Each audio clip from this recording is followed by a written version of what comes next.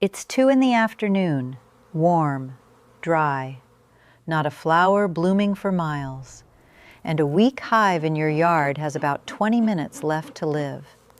It doesn't know that yet.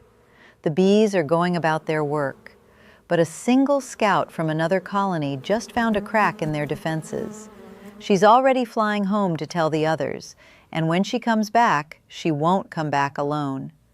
By sunset, there will be nothing left in that hive but wax, dead bees, and silence.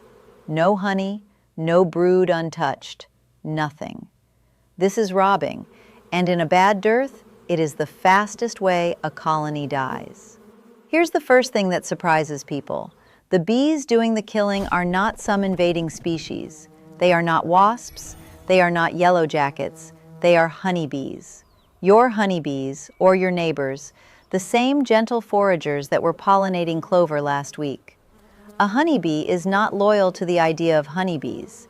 She is loyal to her own colony's survival, and when the flowers stop and the nectar dries up, that loyalty turns every neighboring hive into a target.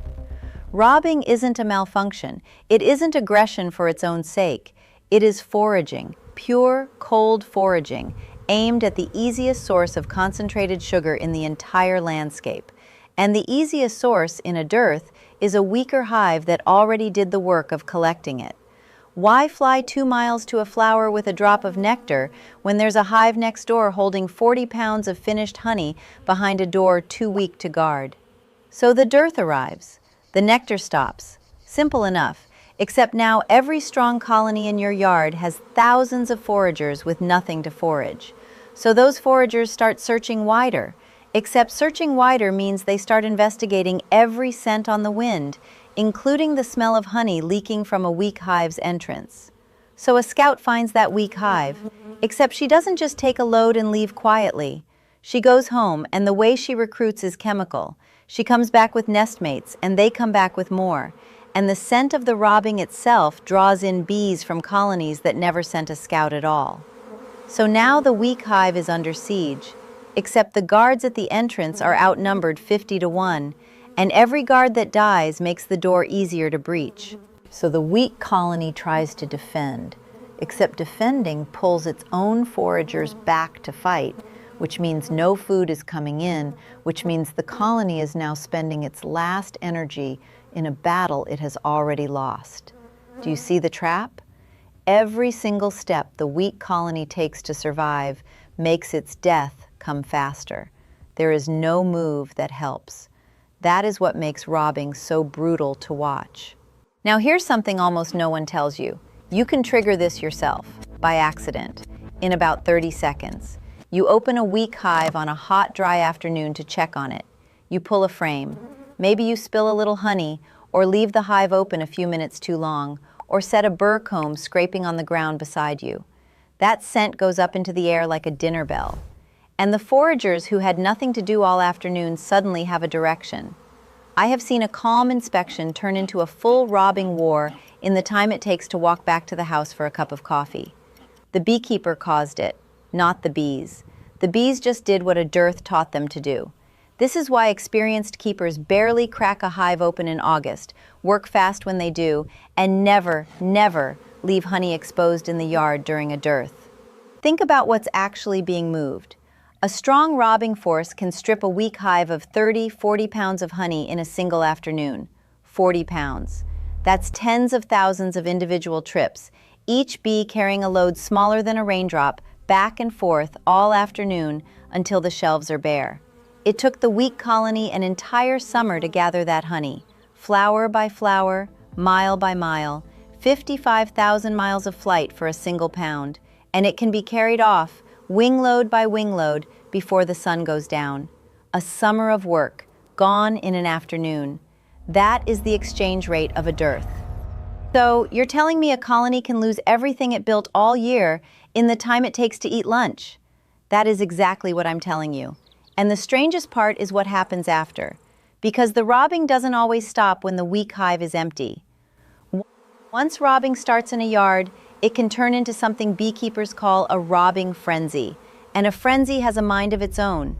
You try to stop it by closing up the weak hive, Except now the robbers, denied their target, turn and test the next weakest hive in the yard. You try to stop it with a robbing screen, a barrier that confuses the robbers at the entrance. Except if you install it in the middle of an active robbing event, you can trap the wrong bees inside and lock the defenders out. You try to stop it by covering everything with wet sheets, throwing grass over the entrances, spraying water to mimic rain. Sometimes it works. Sometimes the frenzy is too far along and simply moves down the line, hive to hive, all afternoon. This is the wall. Once a robbing frenzy has enough momentum, there is no clean switch to shut it off. You can only make your hives harder targets and wait for dusk, when the cold and the dark finally send the robbers home. The bees decide when it ends, not you. You just try to still be standing when they do. Now here's the part that flips the whole thing around. A strong, healthy colony almost never gets robbed. Same yard, same dearth, same thousands of hungry foragers in the air. But the strong hive has a tight, well-guarded entrance, plenty of bees at the door, and a scent of strength that scouts learn to avoid. Robbing isn't random. It is a test the whole yard runs every dry afternoon on every colony in it. The strong pass, the weak fail, and the failing is fast. So when you see robbing starting on one of your hives, the robbers are telling you something you needed to know. That colony was already weak. The robbing didn't make it weak, it exposed it. A queenless hive, a small late split, a colony hit hard by mites, those are the ones that get robbed because those are the ones that couldn't hold the door. The robbers are just the messengers. The weakness was already there. Here's what's hard to sit with. There is no villain in this story. The robbing colony isn't evil.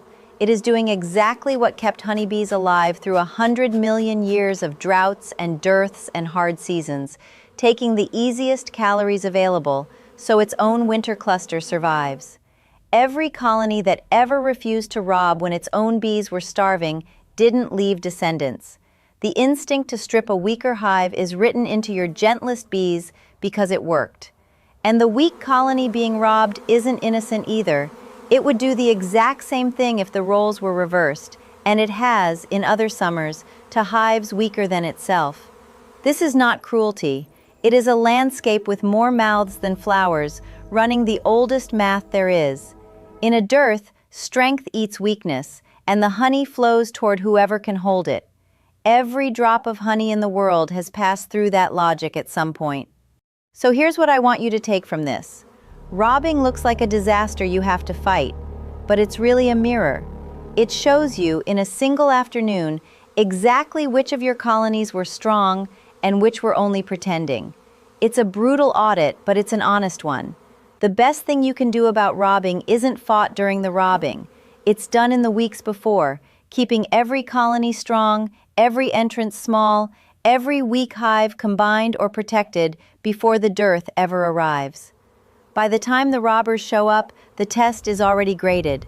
Strong colonies don't survive robbing season because they win the fight. They survive because they were never worth attacking in the first place. Keep your bees strong now, and the robbers will fly right past them. Subscribe if you want to be here for what comes next, because the same dearth that starts the robbing is about to trigger the last big decision your bees make before winter.